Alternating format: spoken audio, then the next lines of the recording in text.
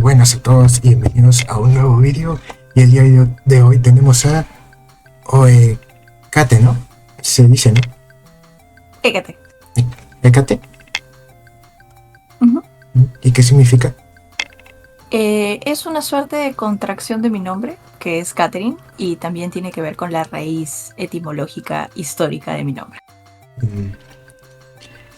Ok, muy bien. Entonces, todos los que ya han visto estas entrevistas ya saben cómo es esto, así que... Analizando, una diseñadora de... Analizando. Gusta dibujar, comer... Analizando, una diseñadora de videojuegos que le gusta dibujar, comer, cocinar y jugar. Además de que parece tener un fetiche con los traseros. Es cierto, ¿qué onda con eso de dibujar traseros? Bueno, si has podido ver un poco cómo funciona mi comunidad, efectivamente es una suerte de broma que tenemos entre nosotros. Y inició alrededor del 2020, cuando yo para esto soy artista conceptual de videojuegos, diseñadora de videojuegos, directora de arte. Entonces una de las primeras cosas que empecé a hacer cuando hice stream fue dibujar cositas que me pedían. Y algunos me empezaron a pedir dibujos de traseros. Me pidieron tantos, habré hecho más de 500. Que ya se volvió algo recurrente, como digo, una broma de mi comunidad. Así que pues lo acepté, dije, ok, si a ustedes tanto les gusta que dibuje traseros, pues vamos a dibujar traseros. Y entonces es una suerte de recompensa que yo ofrezco a mis suscriptores en Twitch. Cuando alguien se suscribe o alguien dona algo, yo le hago un dibujo de lo que sea que quiera, pero el catch o como que la broma es de que tiene que tener un trasero involucrado en alguna parte. Escogí particularmente los traseros porque son un elemento comédico que no necesariamente tiene un contexto sexual. Creo que muchos niños se pueden reír de un trasero porque es un trasero, no tienen que verle un factor relacionado a la sexualidad o como que de fetiche. No, solo es un trasero, es gracioso para todos. Entonces quedó como algo que ya mi comunidad conoce y que muchos de ellos sienten que lo representa. Es así que el grupo, el canal que tenemos se llama La Culinación. Cuando nosotros creamos un guild es el Cool Guild y todo va por ese camino. Algunas personas han referido de que es me pedían traseros porque yo aparentemente tengo un gran trasero, entonces como que es una manera en la cual me pueden reconocer. Como digo, esto es más un tema de que mi comunidad lo ha pedido y yo he respondido a ese pedido. Ahora, la otra cosa es que escuché de tu descripción es que yo cocino y en realidad yo no cocino en vivo y nunca he hecho contenido de eso. No sé por qué lo dijo. Lo que pusiste en el Twitch, ¿no? No, en realidad es de desarrollo de videojuegos. Según la presentación, es si te gustan los juegos independientes, si te gusta reírte. Okay. No hay ninguna parte de cocina, o no que yo recuerde. Pues a ver, creo que ya te adelantaste un poco, pero igual vamos a empezar por el inicio de cómo nace tu gusto por los videojuegos. Justamente ayer me preguntaron eso en mi Instagram. Yo no recuerdo exactamente el momento en que me empezaron a gustar los videojuegos porque era muy pequeña, pero fue a mis menos de 5 años. Mi papá jugaba videojuegos, así como mi tío que estudiaba, si no me equivoco, ingeniería mecatrónica. Entonces éramos una casa que milagrosamente en ese momento, estoy hablando de los 90s, tenía una computadora relativamente potente en esa época. Y como a mí me interesaba bastante y le preguntaba bastante a mi papá por ello, él optó por enseñarme a jugar y entonces se volvió una suerte de tradición entre nosotros jugar juntos. Entonces él, por ejemplo, caminaba y yo disparaba y cosas por el estilo. Entonces crecí con eso. Lo cierto es de que muchos juegos de consola los jugaba con amigos porque en casa pues solamente teníamos la computadora de trabajo de mi papá hasta que pues pasaron los años, la situación se estabilizó y pues yo pude tener mi computadora, pero de ahí es donde parte, como quien dice, es ese lugar cálido que para mí es familiar. ¿No te acuerdas del primer videojuego que jugaste? ¿O los primeros? Sí, el primero, hace poco justo conversando con mi papá me acordé, el primero que fue antes de los 5 años habrá sido Wolfenstein 3D, o sea, obviamente la versión blanco y negro porque la computadora no daba para más. Y después fue Doom, el primer Doom, y de ahí pues se volvió tradición entre nosotros jugar todos los Dooms y los Watts que pudiéramos encontrar. Sí, De hecho, hoy en día se puede jugar el Doom en prácticamente cualquier cosa que tenga una pantalla. Sí, efectivamente. Pero bueno, en los 90s no era tanto así. y, y bueno, para nosotros era un juego que sencillamente nos daba un tiempo para estar juntos. Y lo cierto es de que mi papá es el que más alimentó que yo entre a videojuegos, que aprenda videojuegos, y hasta la fecha es una persona que me da mucho feedback en ese sentido. Entonces ahí fue como inició, eh, que sea como los inicios para empezar a estudiar a desarrollar juegos. En realidad no, yo no estudié desarrollo de videojuegos. Yo originalmente iba a estudiar medicina. A mí me interesaba mucho la medicina forense, pero me di cuenta que la carrera era muy cara. Y si bien es cierto, mi familia me ayudó a pagar buena parte de mis estudios, yo también tuve que aportar desde que pude, en realidad, o sea, al poco tiempo de ingresar a la carrera. Entonces la única otra cosa que conocía y que sabía hacer bien, porque mi plan en realidad era estudiar para poder empezar a trabajar y pagar lo que originalmente pensaba estudiar, que era medicina, era diseño gráfico y dirección de arte, porque siempre he dibujado, también desde que tengo memoria he dibujado. Mis papás también me han apoyado mucho en ello, entonces era muy natural, era muy fácil, y me lancé justamente por esa carrera. Culminé dicha carrera y en los últimos ciclos me empezaron a contactar personas, porque yo obviamente trabajando para poder sustentar mis estudios, empecé a ir a ferias de dibujo, de arte, y pues de buenas a primeras alguien me dijo que le gustaba mucho el estilo con el que trabajaba y que me quería contratar para que yo haga arte para un juego. Yo no sabía que eso era una opción, honestamente, porque en ese momento no había ningún lugar donde estudiar eso, ni se conocía tampoco. Entonces yo hice un trato con esta persona y le dije que con gusto trabajaba en su proyecto y le cobraba poco, pero que quería que me enseñe todo lo que pudiera al respecto. Entonces terminamos trabajando no solamente sus artes, sino artes conceptuales, un cómic y demás cosas.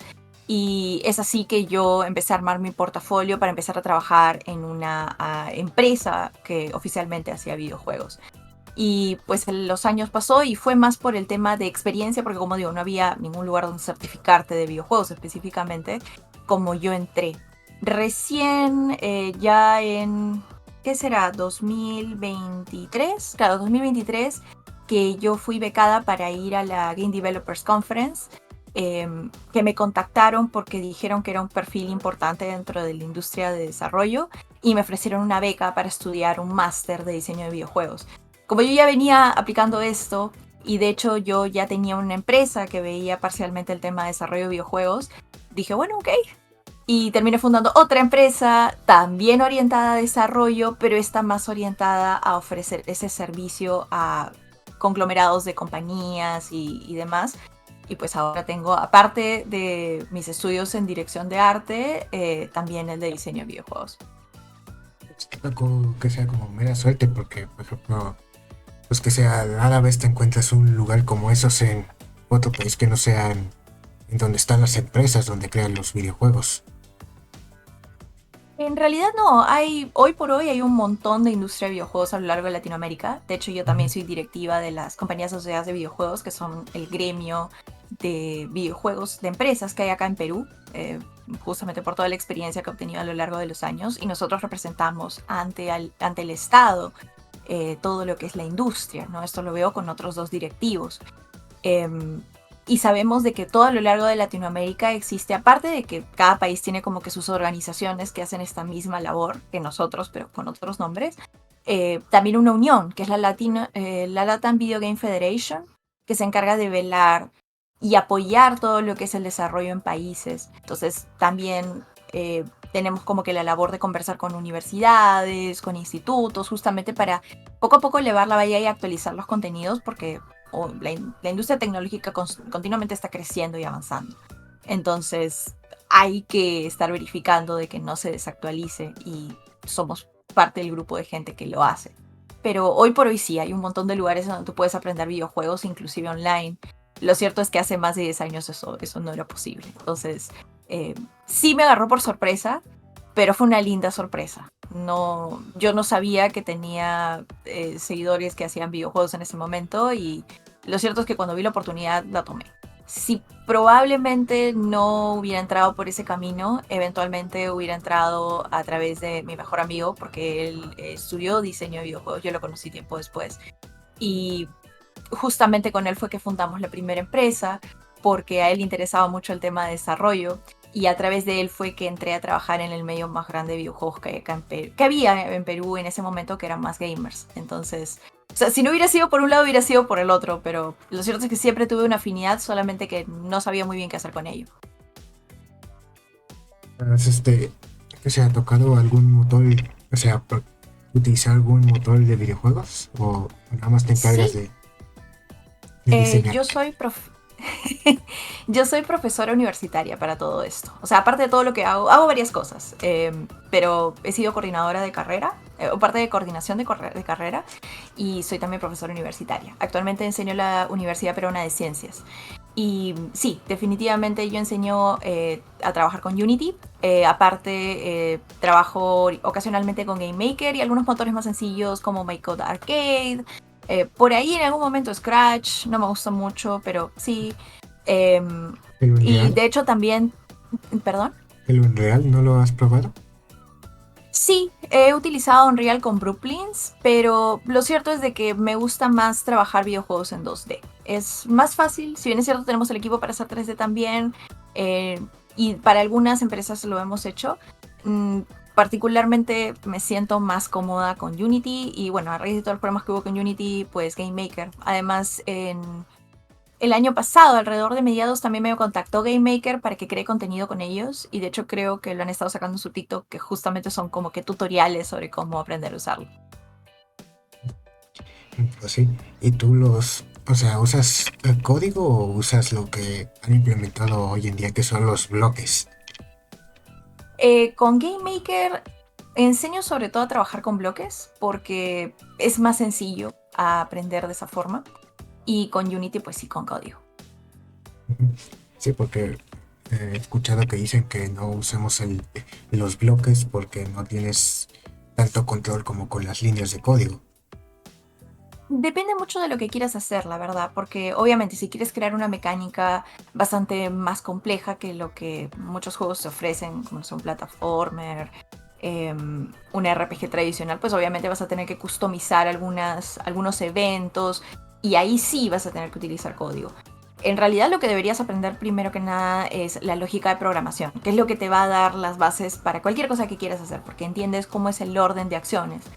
Por ejemplo, para catalizar que un personaje pueda atacar a otro, primero tu personaje y el enemigo tiene que tener un espacio definido dentro del juego, tiene que tener una caja que tú le dices esto es como que lo que representa al personaje, las animaciones y todo lo demás van en cadena en acciones, pero conocer cómo funciona esa cadena es como que lo crucial que yo siempre le digo a mis alumnos. Si sabes eso, te puedes adaptar a diferentes lenguajes de programación. No es que sea imposible hacer un juego enteramente en cajas, solamente que obviamente si es que tu fin es ser programador de videojuegos, vas a tener que eventualmente lidiar con el código. Ahora, para ser diseñador de videojuegos no necesitas saber de programación a full, necesitas entender lo básico, que es lo que yo hago. Yo aprendí programación, uno, porque soy docente y me gusta también poder ayudar a mis alumnos con sus proyectos, y dos, porque como yo tengo una empresa que hace videojuegos, me gusta saber cómo puedo entender mejor el flujo de trabajo de mis colaboradores o de pues mis subordinados. En realidad no me gusta decir que son subordinados porque yo los considero iguales. Em, si eres artista de videojuegos, no necesitas, por ejemplo, saber programación. Necesitas saber implementación, pero es un opcional. Entonces mucha gente piensa que para saber hacer videojuegos sí o sí tienes que pasar por programación. La verdad es que no. Puedes manejarte con lo básico, pero no es lo ideal. Hacer tú solo, ahí sí, sí tienes que saber todo. Sí, aunque hay muchos recursos que tú puedes utilizar en internet. Yo he hecho varios videos que están tanto en TikTok como en Instagram de recursos que puedes encontrar, inclusive de bloques de código que tú puedes estar que otras personas han puesto libremente para que justamente tú puedas crear y combinar y jugar con ello, porque no solo hay una forma de programar.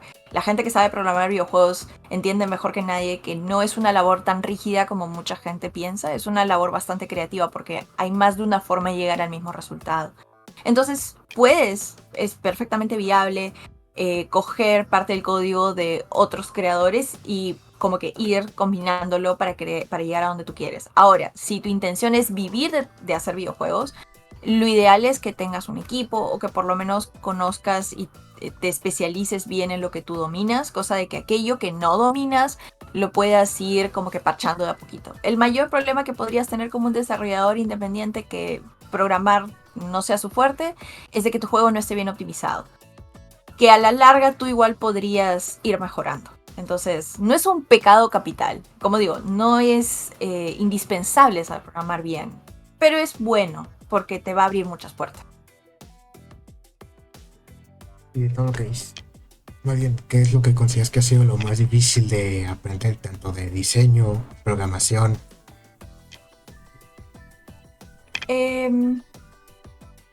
La verdad, no siento que nada haya sido particularmente difícil. Yo siempre he sido autodidacta. Mis papás siempre me han impulsado mucho a que lea. En realidad nunca me dijeron como que lee esto, solamente me dijeron con un montón de libros y pues en mis épocas no había internet, entonces literal lo único que podías hacer era sentarte a leer. Y de esa forma yo también me enseñé e intento abrir esa puerta para otras personas de que aprendas por tus propios medios, porque una vez que le agarras el amor a aprender, realmente no hay nada que sea imposible, solamente hay cosas que te toman más tiempo que otras. Dentro de eso mismo, diría que lo que más me ha costado efectivamente sería programación, pero no ha sido como tal un reto terrible, solamente es algo que no me gusta tanto porque no es donde más cómoda me siento. Es como que te dijera que te gusta comer sándwiches de jamón y queso y un día te traen algo que nunca has probado. Es como que no, no es tu primera intención hacerlo y no va a ser tu preferencia, pero está ahí y no es algo imposible. O sea, es como que, bueno, está bien, lo voy a hacer, ¿no? Como digo, yo soy bastante de motivarme a hacer las cosas y una de las cosas que más me ha motivado es poder trabajar bien con las personas que estoy rodeada, ¿no? Los chicos que he contratado, mis socios, entonces yo sí me tomo muy en serio poder hacer que ese flujo ande bien y parte de eso fue aprender cosas que salgan de mi rubro. Así que yo estoy feliz, la verdad me gusta aprender, me gusta tener cosas que aprender. Ok. Y ya desde que has estado en todo ese medio ya no ves los videojuegos de manera diferente, como de que aquí se hace así, o a lo mejor que ves un juego y dices, ah, a lo mejor lo hicieron con esto, a lo mejor lo programan así. Sí, sí me pasa a veces, todavía disfruto de jugar videojuegos bastante.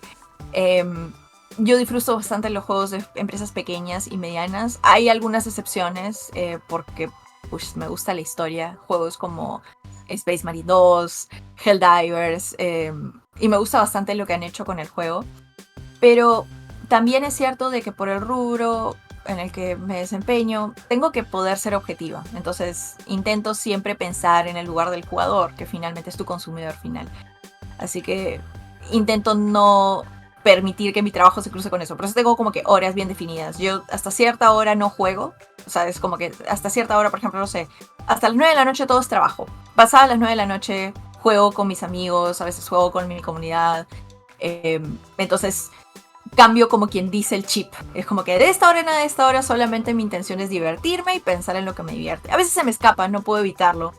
Cuando, no sé, después de haber jugado un muy buen juego, en el caso de Baldur's Gate 3, siento que las animaciones de los personajes están tan bien hechas que ahora cuando veo cualquier otro juego que no puede alcanzar ese estándar y en teoría es una empresa más grande, me duele un poco. Es como que, pucha, qué pena, ¿no? Qué pena que teniendo los recursos no han hecho un mejor trabajo. Pero intento que no me desvíe demasiado la diversión que el juego puede ofrecerme, porque a la hora de la hora, pues el consumidor no siempre está pensando de esa forma. Sí. O a veces no te da como, no sé, que te sale algún chiste de programación, como de que, no sé, en Steam quería, pues, la de haber faltado el punto y coma y el consumidor como que no sabe de eso, es como que el punto y coma. Bueno, cuando hago stream y entre mis amigos sí. Lo cierto es de que mis socios son buenos amigos míos y entre nosotros sí criticamos bastante un juego, como que pucha, qué mal guiado está esto, qué mal hecho está esto, mira, han programado mal el Collider o cosas por el estilo, pero cuando estoy en streaming con mi comunidad yo intento explicar todo, porque lo cierto es de que nos hemos construido en la base de que a todos nos gustan los juegos independientes y nos gusta entender cómo se hacen los juegos, más allá de que ellos tengan la intención de desarrollar o no desarrollar un juego. Entonces, será que mi intención de ser profesor es más fuerte, pero intento desglosarlo lo mejor que puedo y no hablar fuera de contexto, porque temería que se sientan alienados. Eso. Entonces, lo evito bastante. Pero si estoy entre amigos, como digo, sí, probablemente sí.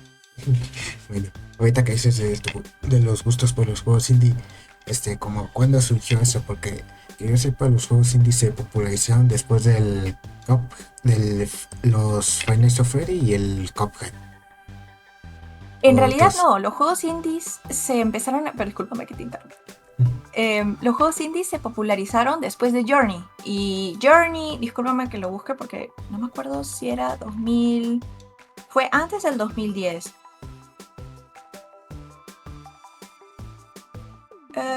Journey... 2012.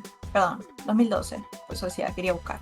Journey fue uno de los primeros juegos independientes que empezó a jalar atención. Luego vino Undertale, 2015.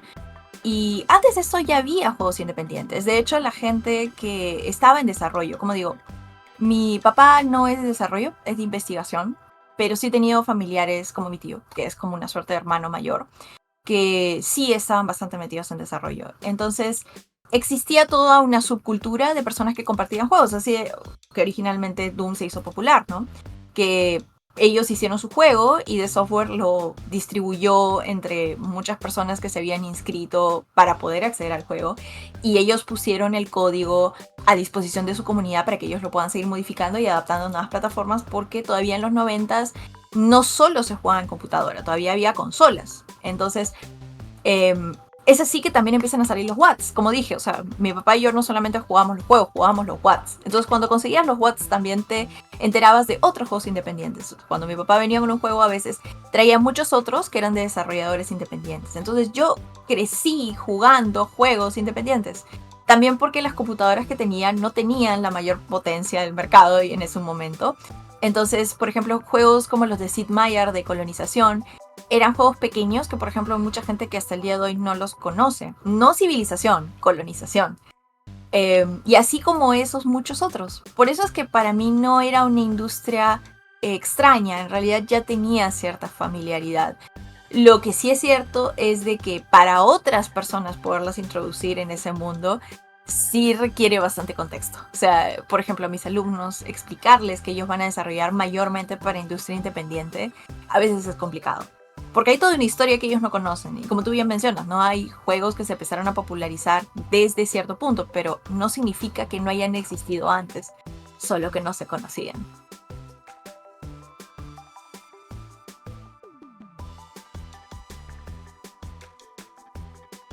De tema de los juegos indies, ¿desde cuándo, más bien en qué momento decidiste iniciar en Twitch o en ser streamer?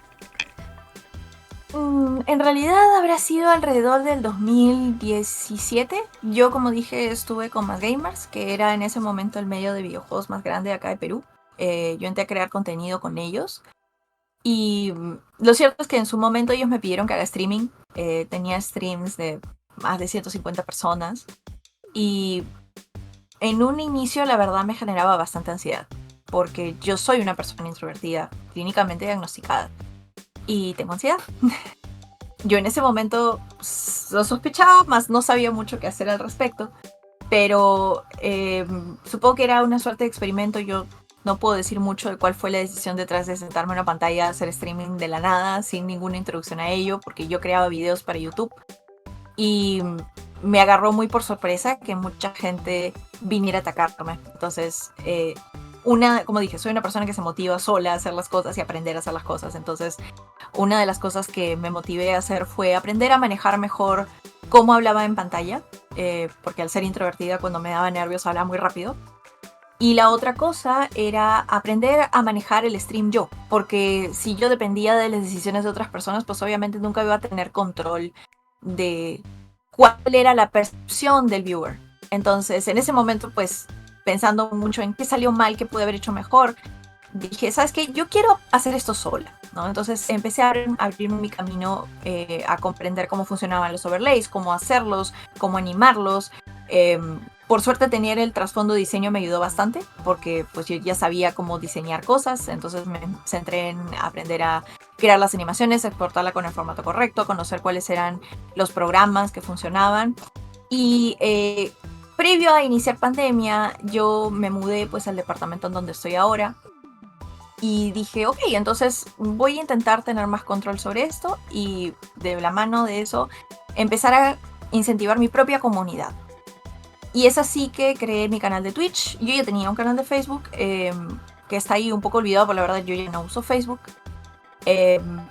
Y pues empecé a mirar a la gente a Twitch porque me di cuenta que había muchísima más opción para manejar el tema de, ¿cómo sería? De que ellos participen en el stream. Sea mandando sonidos, sea poniendo animaciones, etcétera, etcétera. Entonces hice precisamente eso. Y pues pues con el paso de los años la gente ha ido, había venido, han cambiado bastante. Pero lo cierto es de que contra viento y marea han seguido creciendo y yo, como digo, lo hice más que nada porque quería saber hacerlo. Eso es todo. Eso suele ser mi mayor motivación.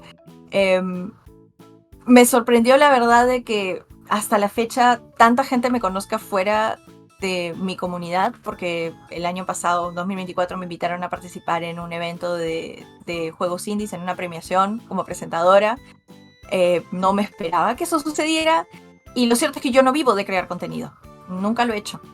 Yo vivo del trabajo de mis empresas, entonces lo hago por gusto, es un hobby y me ayuda bastante a dejar que este músculo que es la interacción se atrofie porque no hablo. Como digo, soy introvertida, entonces si, por ejemplo, ahorita yo salgo de esta conversación, yo voy a apagar todo, me voy a quedar escuchando música y voy a ponerme a trabajar o voy a tomar un café aquí en mi escritorio y voy a estar trabajando porque eso es mi ambiente natural. Entonces, el hacer streaming y el conversar crea una suerte de espacio semiseguro en el cual igual puedo salir de mi zona de confort, pero además puedo ejercitar esta interacción y además puedo cuidar cómo yo actúo, porque a la hora de la hora estoy viendo en mi pantalla qué gestos estoy haciendo, cómo lo estoy haciendo, para que no sea muy chocante. Porque así no lo quiera, pues soy una persona neurodivergente y a veces me topo con que muchos de mis colegas creo que no saben muy bien cómo lidiar con eso. Y veo también que esto es algo que le pasa a buena parte de mi comunidad, entonces es algo que también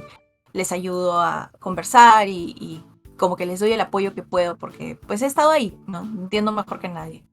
Entonces hoy en día la gente te conoce más por ser diseñadora de videojuegos que una streamer. Sí, efectivamente. Me conocen más por estar involucrada en la industria, porque en realidad, como digo, no solo hago una cosa, no solo diseño juegos y más que nada los servicios que yo ofrezco son para empresas, pero sí, yo no, puede que me conozcan por ser creadora de contenido, pero la verdad no es algo que yo cuide porque, como digo, es un hobby. Si crece o no crece, la verdad no es mi intención, no es algo que esté vigilando. Okay.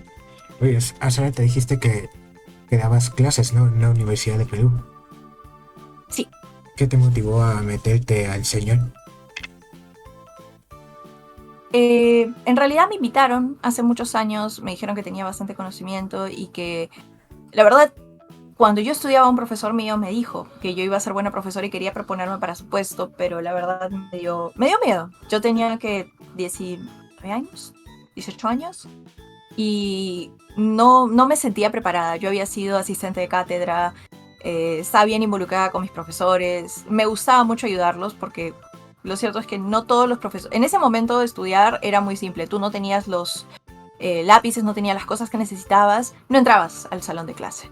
Entonces yo hablaba bastante con mis profesores y les explicaba mi situación, les decía, mira, no tengo la plata para comprarlo, porque lo cierto es que, por ejemplo, no me acuerdo ahora cómo se llaman, los rotuladores de tinta china que pedían eran caros, la caja estaba como 300 soles y no podía, o sea, que será alrededor de que $100, $70, y no siempre podía costear, por ejemplo, lápices de color por unidad, que más o menos cada uno costaba $1, entonces tenía como que cuidar muy bien lo que compraba y hablaba con mis profesores, decía, mira, no me alcanza la plata, ¿qué puedo hacer? Entonces le decía, puedo buscar un trabajo que, por ejemplo, use poco colores, me los aceptarías, y en ese sentido como que mis profesores me daban bastante apoyo. Entonces mi manera de devolverles ese apoyo era ser su asistente de cátedra. Es así de que pues me dijeron, serías buena profesora, porque, no sé, supongo que ellos veían algo que yo no veía. Y me asusté, le dije, no, la verdad, no sé, no me siento preparada, no siento que tenga suficiente conocimiento. A pesar de que ellos me repetían como que ya te enseñé todo lo que puedo enseñarte, no hay nada más que te pueda dar, tú sabes bastante. Y era como que, no, yo siento que todavía me falta. Pasaron los años y lo cierto es que me invitaron nuevamente a ser profesora del lugar donde yo estudié. Y me dio cierta nostalgia, me dio cierto, como que este tirón en el corazón de, ¿en serio? Y no dudé en aceptar por eso. Entonces trabajé ahí mucho tiempo hasta que me ascendieron a, como digo, que ser parte de coordinación de carrera, específicamente de animación digital y de videojuegos. Y trabajé ahí, y aparte de que pues en todo este proceso fui puliendo cómo enseñaba, porque yo sí era de participar en muchos talleres para docentes, teníamos muchos alumnos con condiciones, entonces me centré mucho en aprender cómo lidiar con eso, cómo poder ayudarlos, cómo poder guiarlos, porque lo dije, ¿no? Yo he sido esa persona, que necesitaba ayuda y necesitaba un profe que me apoye, entonces también quería poder ser la mejor versión de esa persona. Y no sé, supongo que me enamoré de ese proceso, me enamoré de poder eh, darles fe a los chicos que a veces entran a la carrera, y me he topado con muchos perfiles que me decían que no podían hacerlo porque en sus casas no les daban el apoyo o porque no se veían como personas que tuvieran el talento, y no sé, me llenó bastante ver que superaran eso. No sé, no puedo echarme todas las flores y decir, eso fue mi trabajo. Yo sé que han de haber habido muchos otros factores, pero ese proceso de poder inspirar a otra persona y darle la mano, que yo siento es tan crucial hoy en la docencia, es uno de los motivos por los cuales sigo ahí. Eventualmente me invitaron a trabajar en otro lugar, como dije, este lugar en un instituto, el instituto más conocido con respecto a todo lo que es arte y diseño aquí en Perú, pero no sé, sentí que también quería avanzar un poco en todo esto porque pues lamentablemente el lugar donde estaba ya había llegado a un tope, no era más viable avanzar, entonces eh, me cambié de institución y ahora pues enseño en la Universidad Peruana de Ciencias.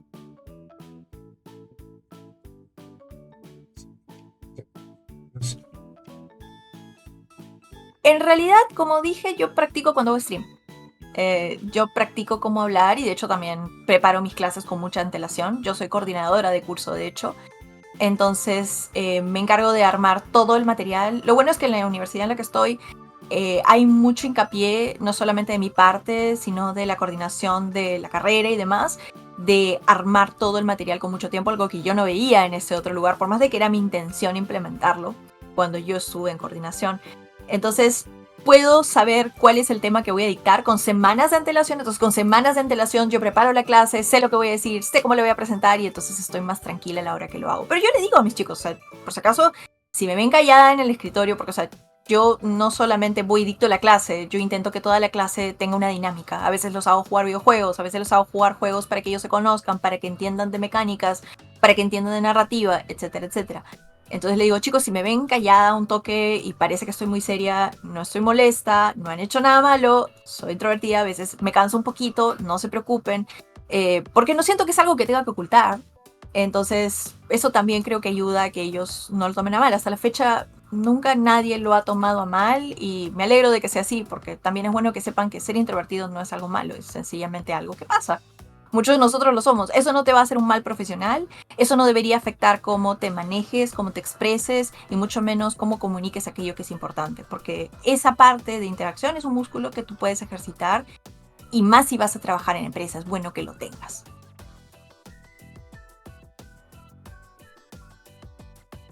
Sí que me oyen, ¿eh? Ujú. De hecho, también hay como un. Es que sea como una tipo de regla o mito de que. Sí, de que un introvertido siempre va a ser adoptado por un extrovertido. ¿Nunca te ha pasado eso? Ha habido gente que lo ha intentado, no me hace ninguna gracia. O sea, tengo amigos que sí me ven como que callada y es como que vamos a ir a hacer, y es como que no, discúlpame, no lo voy a hacer. Yo puede que sea introvertida, pero yo no soy tímida. Hay una mala interpretación de que los introvertidos son tímidos. Hay introvertidos tímidos y hay introvertidos que no son tímidos. Yo soy de esos. Así como hay extrovertidos que no son tímidos y extrovertidos que sí son tímidos. O sea, hablan mucho, pero no te hablan de ellos. Ha habido gente que sí me ha querido hacer la de te voy a adoptar porque soy extrovertida y te voy a llevar a esta parte, y es como que no va a pasar. Yo sé muy bien dónde quiero estar y yo voy a hacer aquello que considere relevante. Así que gracias, pero no. De hecho, mis mejores amigos, mi mejor amiga es introvertida, igual que yo. Tenemos nuestro propio código de comunicaciones. Sabemos que no hablamos mucho, entonces nos mandamos memes y sabemos que si una no manda memes, entonces algo pasó y pues la otra va a salir a buscarla. Y no sé, yo sí estoy tranquila con la persona que soy. No me molesta que haya personas extrovertidas, pero no voy a negar que a veces me cansa.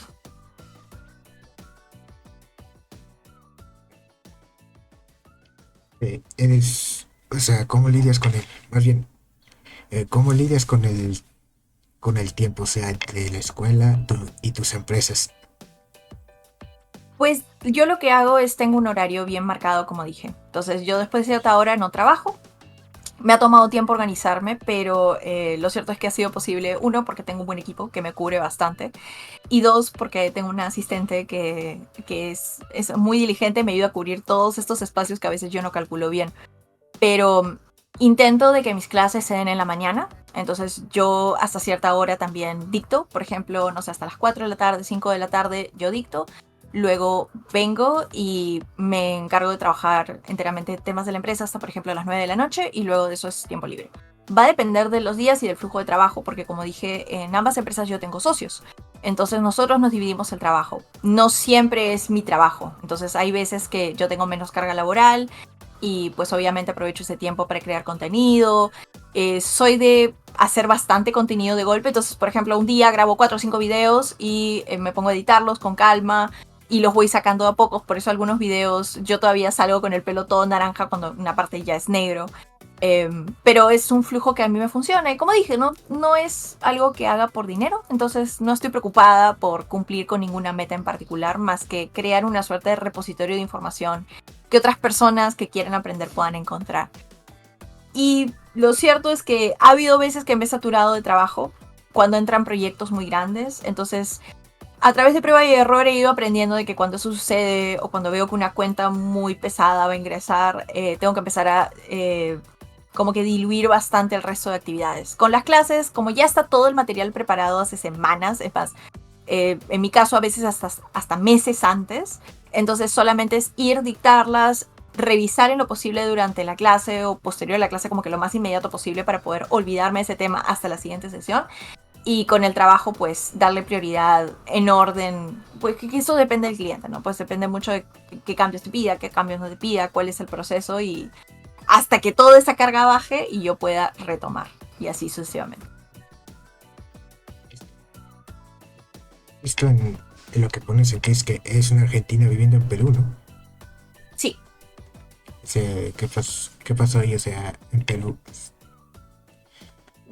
Nada, mis papás decidieron venir acá y pues yo vine con ellos. Ah, bueno. Entonces, ¿actualmente eres feliz con la vida que tienes? Sí, mucho la verdad. Estoy muy agradecida por la comunidad que tengo. A lo largo del año pasado me he dado cuenta que más gente de la que me imaginé me conoce. Y en general, o sea, yo, como digo, yo hago las cosas porque me parece lo correcto, me gusta hacerlas. No estoy pensando en derrotar a alguien o superar algo, más que pues encontrar el disfrute en aquello que hago. Entonces, sí, hemos hecho bastante avance en poco tiempo. Soy una persona que puede vivir de trabajar en videojuegos, que eso de por sí para muchos es un reto. Y estoy en una posición que a veces puedo ayudar a las personas, así que sí, me encuentro bastante contenta. Ya estamos por llegar a la recta final. Y pues siempre hago esta pregunta nuevamente a los streamers, pero no sé si pasa también en Perú, pero aquí me ha tocado escuchar anécdotas de gente que dice que va a dejar la escuela o el trabajo por seguir ese sueño de ser streamer. Que le preguntas cuál es tu opinión de eso. Va a depender mucho. O sea, como dije, no... Yo particularmente no me veo como una persona que deje todo para crear contenido. Sobre todo porque desde mi punto de vista yo soy una persona de más de 30 años, por más de que no lo parezca. Me doy cuenta que las redes sociales van y vienen y se caen con mucha facilidad. Tengo amigos y muy buenos amigos y colegas que se dedican a esto y veo mucho la lucha de mantenerte a flote. Puede que tengas éxito, como puede que tarde ese proceso. Y a veces poner todas tus apuestas en esa canasta es un peligro que no te puedes dar el lujo de correr. Sobre todo si hay gente que depende de ti. Yo tengo gente que depende de mí y por eso como que mi prioridad es trabajar bastante para llegar a un punto en el cual no solamente yo y los que están detrás de mí puedan tener tranquilidad, sino poder hacer eso por más personas. Pero el tema de creación de contenido es muy inestable. Lo cierto es, si mañana se cae Facebook, si mañana se cae Instagram, si mañana se cae Twitch, mucha gente se va a quedar sin nada, ¿no? Yo no quiero que eso pase conmigo. Ahora, no digo de que va a pasar siempre, creo que puedes tener una buena comunidad que te quiera y que sean como tus amigos, que es algo que toma tiempo y bastante dedicación, porque lo cierto es eso. Y que te soporten y vayan contigo a donde vayas, pero es un reto poder mantenerlos entretenidos, eso definitivamente es verdad, sobre todo con grandes masas de gente.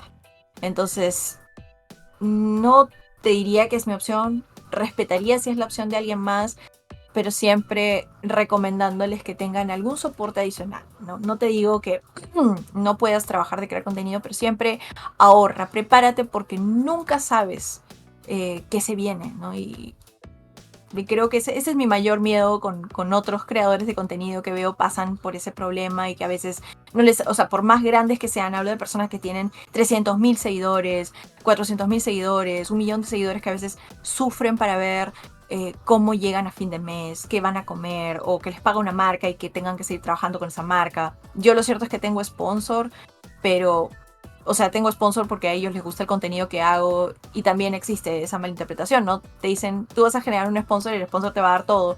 Yo ya era fan de la marca, entonces yo compraba muchas cosas de la marca y eventualmente la marca me dijo, oye, si te gusta tanto trabajar con nosotros, ¿por qué no somos tu sponsor?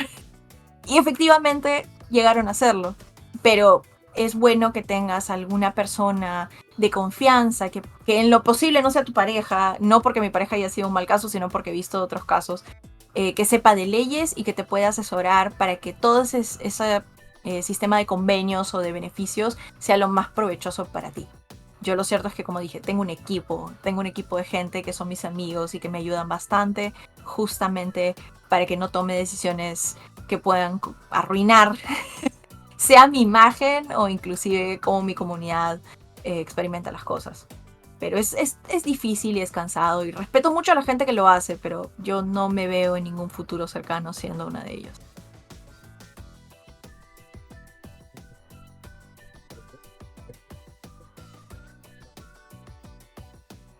Tengo más de 30. ¿Le quieres dar a la gente? Creo que lo más importante es que no te rindas cuando sientes que algo es difícil. Encuentra el gusto en aprender. Es difícil, pero es posible. Yo sé que hay malos profesores, es lo que más escucho, que desaniman a la gente de hacer aquello que les gusta porque o les venden que es muy difícil o que no tienen talento. Y lo cierto es, yo sé dibujar y tengo una facilidad para dibujar. Y va a haber gente que va a tener facilidad para hacer eso que a ti te gustaría hacer. Pero no significa que tú con práctica no los puedas alcanzar, ¿ok? Y eso es algo que no te dicen lo suficiente. La otra cosa es, sin importar qué decidas hacer, busca aquello en que eres bueno, porque eso siempre va a ser tu soporte. Es como que, está bien, tú puedes querer ser, no sé, en mi caso, programadora tal vez, y no es mi fuerte. Entonces yo puedo trabajar y darle mucho tiempo para mejorar en ello, y capaz en algún momento voy a llegar a un límite que nunca pensé que fuera posible. Pero si yo necesito dinero y capaz hay alguien que hace las cosas mejor que yo puedo voltear a esta otra habilidad que tengo, que es buena, que me manejo bien y que cultivé para que sea mi soporte. Entonces siempre ten un soporte. Eso te va a ayudar e inclusive puede que te permita crear aquello en lo que seas diferente al resto. Por ejemplo, en mi caso, los streamings, como bien mencionaste, el tema de los traseros. A mí me gusta dibujar y es una excusa que mis seguidores me pidan dibujos, porque me hace practicar y me hacen crear cosas nuevas. Y es algo que a ellos les encanta porque me doy cuenta muchos streamers no les dan algo por suscribirse más que las gracias o un mensaje. Yo les doy un dibujo y es más, les posteo el dibujo para que todos los vean y si ellos me lo piden se lo mando. Entonces es algo que ellos saben que siempre van a poder encontrar y es como que un lindo detalle que para mí es sencillo, pero para ellos es muy significativo. Entonces busca aquello en que eres bueno, cultívalo y permítelo que sea tu soporte si es que algún momento lo necesites. En iniciar con esto de desarrollar videojuegos. Investiga. El ambiente tecnológico constantemente está avanzando y no se va a quedar en un solo punto. Entonces es bueno que siempre estés aprendiendo y siempre estés investigando. Hay un gusto particular en la investigación que yo encontré y no puedo pedirle a todos que lo hagan, pero si en algún momento lo encuentras, cultívalo, compártelo, sé parte de comunidades. No solamente de una, de varias, porque la gente también te va a ayudar a mejorar. Lo cierto es, yo tengo muchos buenos amigos que me han ayudado a dar saltos que para mí fueron muy difíciles. Cuando yo gané la beca en 2023, yo tenía como que el dinero justo y no sabía si iba a poder costear el viaje ni la estadía. Y como mis amigos me dijeron como que te vamos a ayudar. Mi mejor amigo me dijo, yo me encargo de cubrir todo lo que pueda por ti para que viajes. Y preocupada le pregunté a un colega que también es muy buen amigo mío en México y me dijo, tú tienes que ir a Estados Unidos. Y le dije, ¿pero por qué? Sí, o sea, tal vez no hay nada espectacular y no hay nada que no puedo aprender por mi medio. Me dijo, tú tienes que ir no para aprender, sino para entender que los gringos no tienen nada especial. Nunca me voy a olvidar esa frase. Y gracias a eso, en realidad, es que sí, pues vi que no importa la industria en la que estés, no importa el ambiente, por más de que sientas que es chiquito, el talento siempre está, pero a veces solo hay que cultivarlo. Y eso también me impulsó a llegar a donde estoy hoy, que puedo trabajar con el Ministerio de Cultura de mi país, que puedo representar con otro grupo de gente a todo lo que es la industria de videojuegos y puedo empujar a que crezca. Pero no hubiera sido posible si no hubiera pegado ese salto, así que no te desanimes. Por más de que las cosas se vean verdes, no te desanimes. Ya hemos llegado a la recta final. Muchas gracias por haber aceptado. Fue un gusto haberte conocido. Igualmente. Y recuerden que si quieren ver a alguien en específico, pueden dejarlo aquí en los comentarios. O a ti te gustaría ver a alguien aquí. La verdad, no sé. Yo no veo mucho YouTube, perdón. No veo mucho streaming tampoco. O sea, bueno, hay gente que sigo. Si en algún momento te contesta. Neil Newbon, que es la voz detrás del personaje de Astarion en Baldur's Gate 3. Entonces ya, pues aquí llevamos. Bueno, pues entonces, de nuevo, muchas gracias por haber estado. Y espero que le den like, suscríbanse, la sigan a ella. Y nos vemos en el próximo video. Adiós. Adiós.